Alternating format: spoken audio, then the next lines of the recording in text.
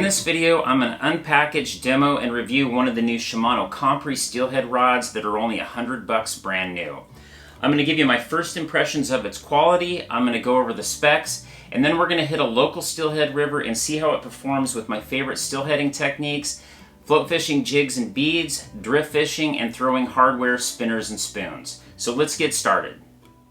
One of the most common questions I get from friends and viewers is, what's a decent steelhead rod at a reasonable cost? I almost exclusively use G.Loomis steelhead rods, and the entry level, which is the E6X, start out at about $275. I know not everybody wants to pay that kind of money, especially if they're new to steelheading. But if you are interested in checking out the G.Loomis E6X, I did do a review recently. I'll put a link above if you want to check it out. So back to the Shimano Compre. Recently I saw a post from Ty Wyatt, the administrator and creator of the Facebook group Northwest Steelhead Junkies, regarding the best rod for under $300, the Shimano Compre.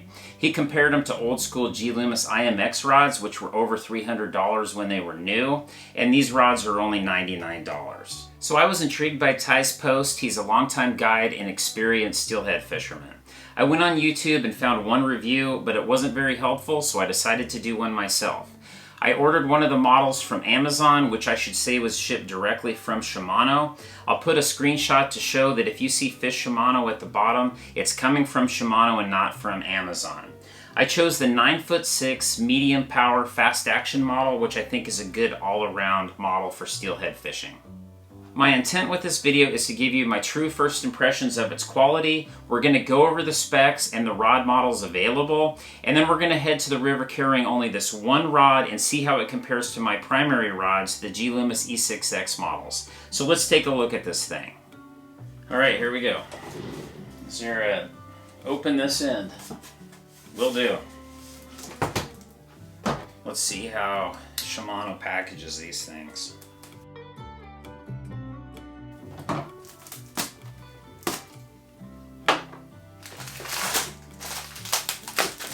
Ah, smart.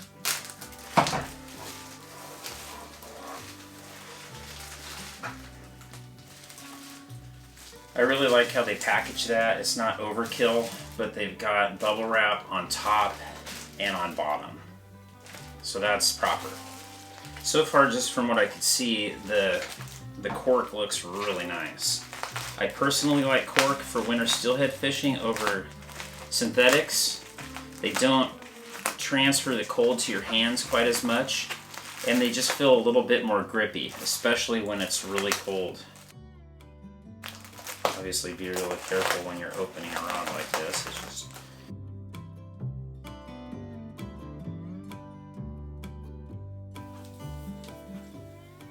I can tell you they used a really nice piece of cork, made in China. One thing I can tell you right off the bat that I like is the lower portion of the rod has two guides. You'll notice in a lot of the cheaper rods, the first guide is up in here somewhere and it only has one.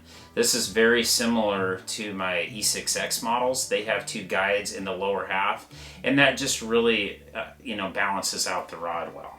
The finish is kind of a matte finish. It kind of reminds me of my G.Loomis E6X models.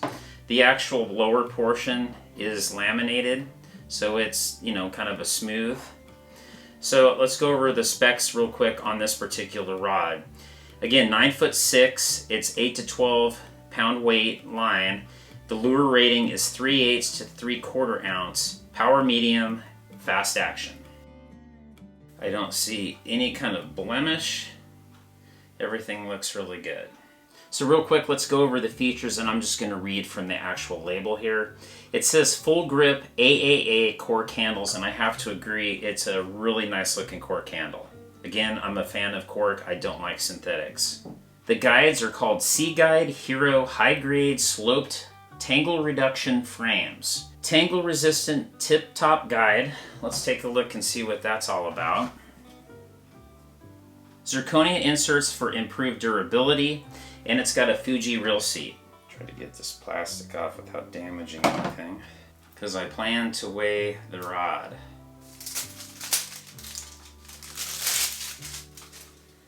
So yeah, the cork handle is very nice. I mean, that's I'm going to get out of the actual frame of the photo so that my camera picks up just the rod itself.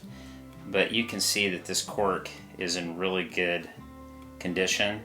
It's not filled with a bunch of filler. So I have some new fishing butlers for this rod, which I'll put on before we head to the river. So the next thing, let's weigh this thing and compare it to my G.Loomis E6X models. 6.1. So it's only about, 0.3 of an ounce more than the G.Loomis E6X. And to be fair to the Shimano Compre, I've put a Shimano Vanford 3000 on here, which is the same reel I use on my E6X models. So now let's just real quick go over the different models available. I'm going to be referring to my computer because I can't remember all of this stuff. So they have a bunch of different models in the Shimano Compre, all for 99 bucks if I remember correctly. There's 4 different spinning models like this one here, from 8.5 to 9.5 foot with various different powers. There's 3 float series spinning rods from 10.5 to 12.5 feet. 3 CENTERPIN models from 11 to 13 feet, and 6 casting models from 8.5 to 10.5 feet. And again, there's varying rod powers and actions. So now let's head to the river and put this thing to the test. I'm going to start out doing some float fishing, beads and jigs. Then I'm going to do some old school drift fishing, and I'll finish up throwing hardware, spinners and spoons. So I'll see you on the river.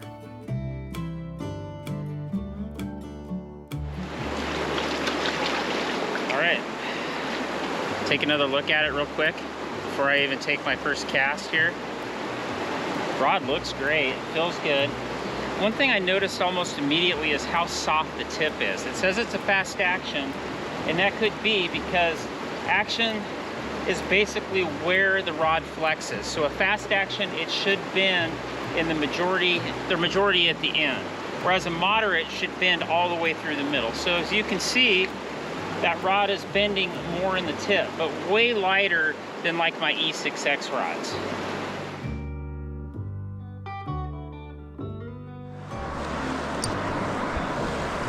All right, cast 1. Let's see how this thing works. So for bead fishing, you want that weight to be tapping bottom. I don't want it dragging, but I want it to be tapping bottom so I know that that bead's down in the strike zone. Oh, so far it feels a lot like any of my other rods.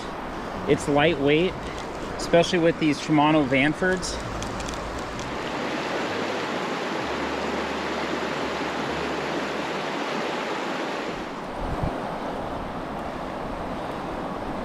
Cast 2 here. I'm just trying to keep that on that edge. Trying to mend my line. That's why you want a longer rod for float fishing. I like 9.5 foot because it's kind of a good all-around rod.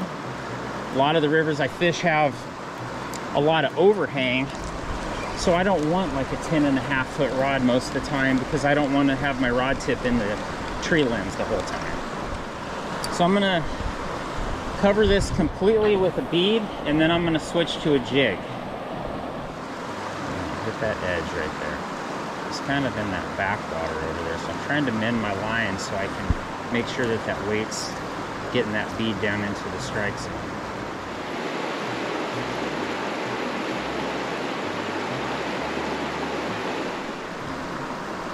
That's hung up.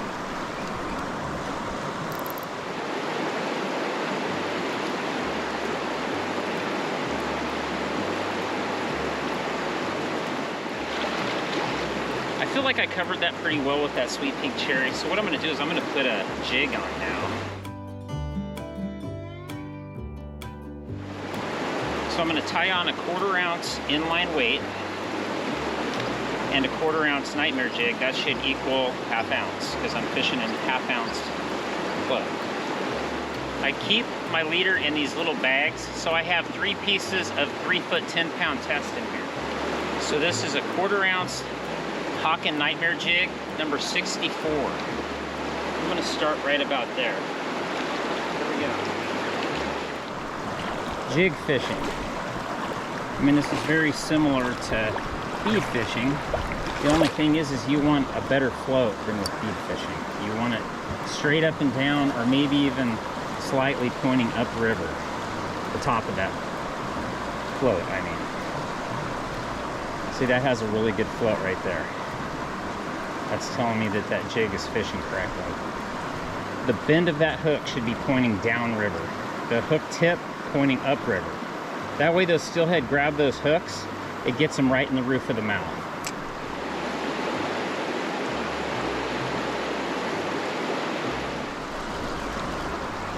Yeah, this rod has a good feel to it, that's for sure. Every time I cast, I try to cast just a little bit further out, so I'm kind of grid searching this water, trying to get within sight of any steelhead that's in this holding water right here.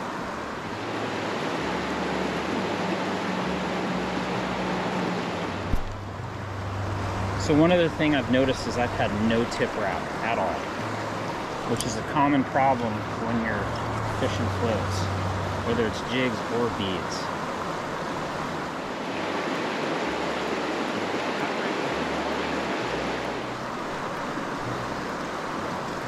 It's turning over. Okay, let's drift fish.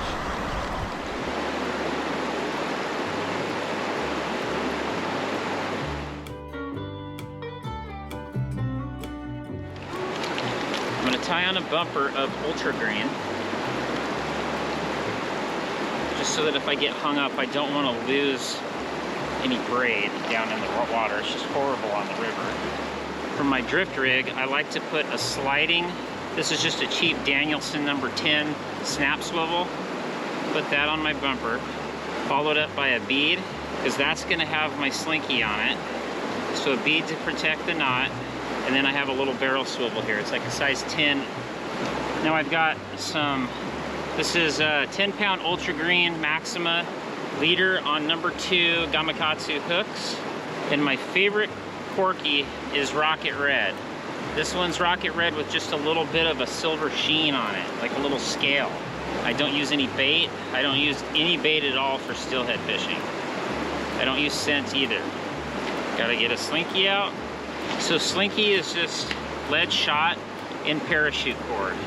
It just looks like that. Doesn't get hung up on the bottom as bad as like regular lead. It kind of slinks along, so to say. Okay, we're back in service. So normally I use an 8'8" medium heavy rod for my drift fishing. So this is a little lighter than I'm used to, but I've gone all the way down to like a medium light power. So I'm just gonna cast into the holding water here and let that get down to the bottom. And when that's, you just want that tap in the bottom, and you just want to swing that across the holding water.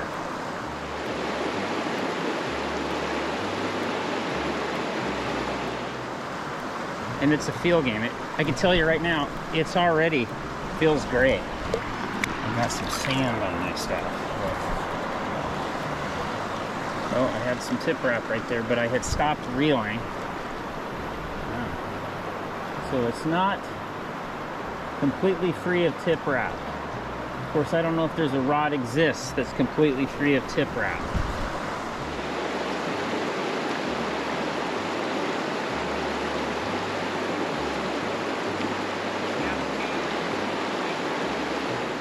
So again, I'm just gonna kind of keep my rod tip low so I can kind of watch it, but also so that it can swing through that holding water.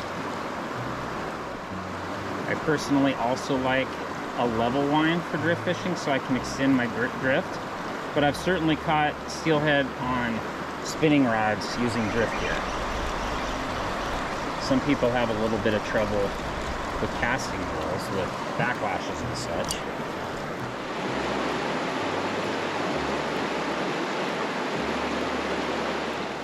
You can extend drifts just by going like that, but you lose feel when you have that open like that. Yeah, so far I would say that I definitely like this rod better than the Lamiglas X11, which used to be my recommendation. It's still a decent rod, but they just feel a little clunky in the hands. I just want to give each method an opportunity just to kind of see how they each feel. Yeah, with drift fishing, if you feel anything, you want to give it a snap. Just at least lift your rod tip to see if you can feel that head shake or any kind of weight whatsoever.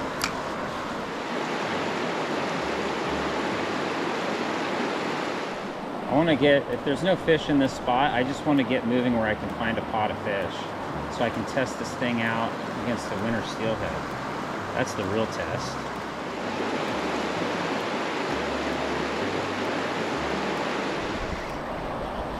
All right, let's give this spinner a try.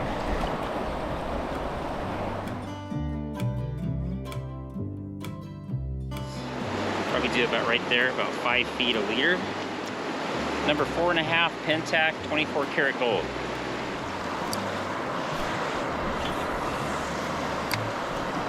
Pass that up and just let that swing across the current. I don't know if you can see that in the tip of the rod, but this tip on these rods is really soft for a medium power, fast action.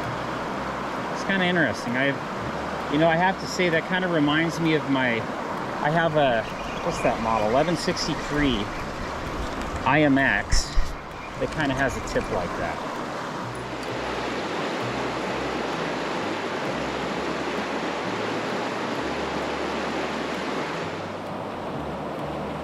So I just want that blade just barely spinning there.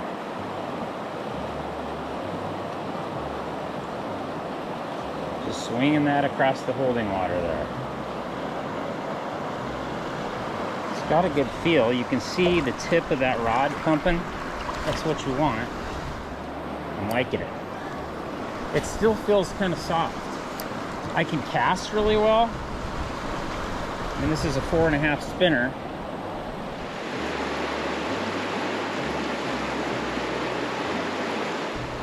Trying to really dig that down in that holding water.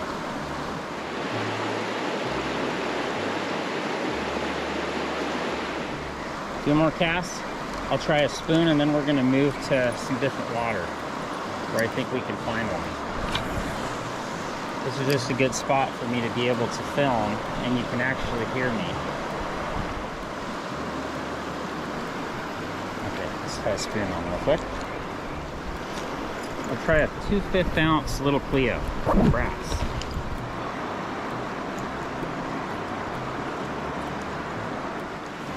Okay, 2/5 ounce little Clio. Start high in the hole. The cast just as well. You just want that thumping. You don't want it spinning. You just want it kind of thumping along the bottom. Keep tension on it. See how it's pumping a little bit there? And I just almost kind of jig my rod tip to ensure that that's swinging correctly. Staying as low in the water column as you can get.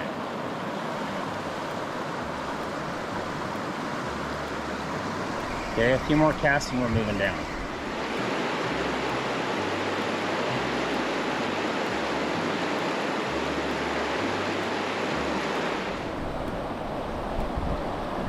Okay, let's move down.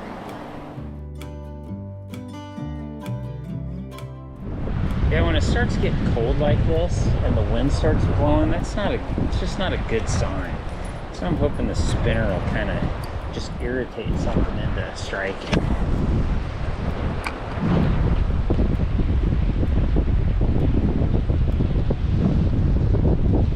Ooh. Oh, there's a fish. Oh, I don't think it's a steelhead. I think it's a big trout. Let's go see. Let's go see what we got here. Just a big old cutthroat. Look at that fish. You were hungry, my friend. Look at this trout. Wow.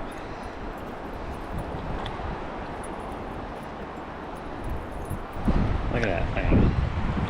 There it goes. Oh, I caught a trout. Does that count? Alright. The trout wants it, a steelhead wants it. Come on. Where's the steelhead? Quick tip on spinners. If you just let the blade stop every once in a while, in theory, when it starts spinning again, it'll go the opposite direction, so you won't get as much line twist.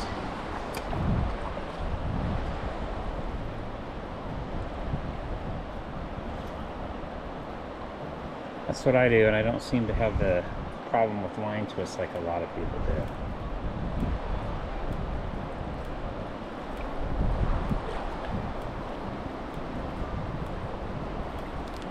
Oh no. Oh, that's still. Oh man, I felt like I got hung up.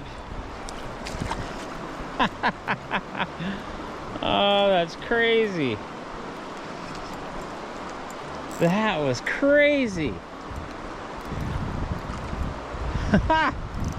Took the spinner. Man, that was a strong hit.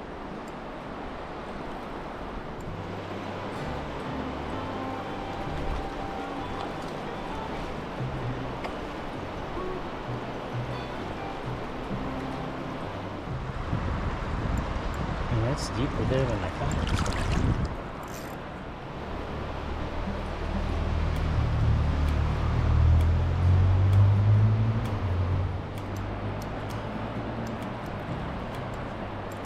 Man, that's a strong fish. Good gravy. Ooh, it's getting me on the boulders.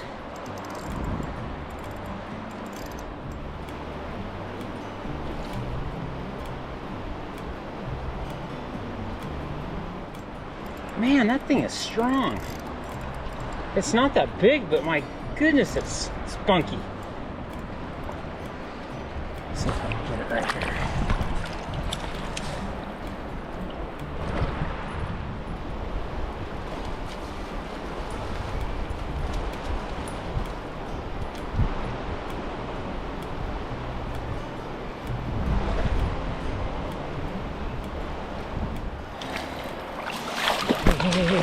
Hey, settle down, settle down, settle down, settle down. Oh, what a beautiful little fish. She's kind of got it in the corner of her eye.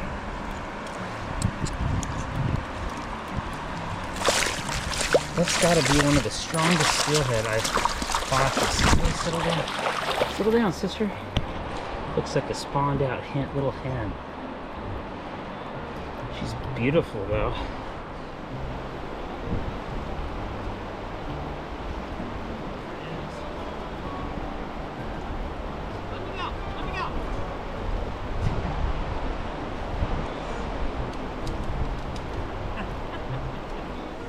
Oh, wow.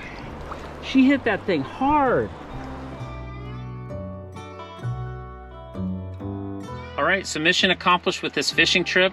I was able to test this rod, the Shimano Compre, with all 4 of my favorite methods of winter steelhead fishing: float fishing with beads and jigs, drift fishing, and throwing hardware spinners and spoons. I ended up hooking the steelhead on a spinner, of all things. But anyway, let's go over some of the things I liked about it, and there's only one thing I'm still up in the air about a little bit. For one, casting with this rod is pretty incredible. And I think the reason that it casts so well is also part of the reason I'm not 100% on it, is how soft the tip is. If you can see that, look how much the tip bends under just very little pressure. It kind of reminds me of my G.Loomis IMX 1163.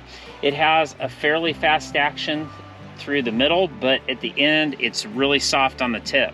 I generally use that rod only for light jigs and floats, but this rod definitely has a little bit more backbone because I could feel it when I was fighting that fish, because she was a fighter. Now, the other thing that I would bring up is that it's very sensitive.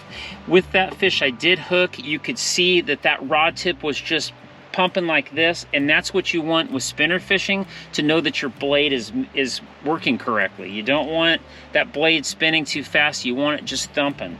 And with this rod, I was able to really read that my spinner was working correctly. So one other thing that this rod really shined with is it didn't get very much tip wrap. I had a couple of instances where I had a little bit of tip wrap, but if you can see that the way that those guides are shaped, they have kind of a curvature to them. And I think that really helps. So when that wind does kind of whip your braid around, it just helps it kind of fly right back off the end. So that was really good. And it's lightweight. We measured it earlier. The rod itself was 6.1 ounces, which is pretty light. It was only 0.3 of an ounce more than my G.Loomis 1145, which is the same length. The G.Loomis is a little bit heavier power, but not by a whole lot. So overall, I really liked fishing with the rod. I gotta say, I want to fish with it a little bit more to get a little bit better feel of it and see if I can get used to how soft that tip is. I will tell you this, for $99.99, so $100, this rod will definitely take the place of the Lamiglas X11. The X11 just feels a little bit more clunky than this for $100, and that's about what the Lamiglas X11s are. They're still a decent rod, but these are definitely better. There's no doubt in my mind. So if this video was helpful, make sure to give me a thumbs up. That really helps me with YouTube. Also, if you're not subscribed, consider subscribing, hit the bell so you don't miss future videos. My primary species I fish for is Steelhead, but I just bought a new salmon fishing boat, so I'll be doing some spring Chinook fishing as well. If you have any questions about the rod, make sure to leave them in the comment field below. I'll get back to you as soon as I can. But thanks for watching, and I'll see you on the next one.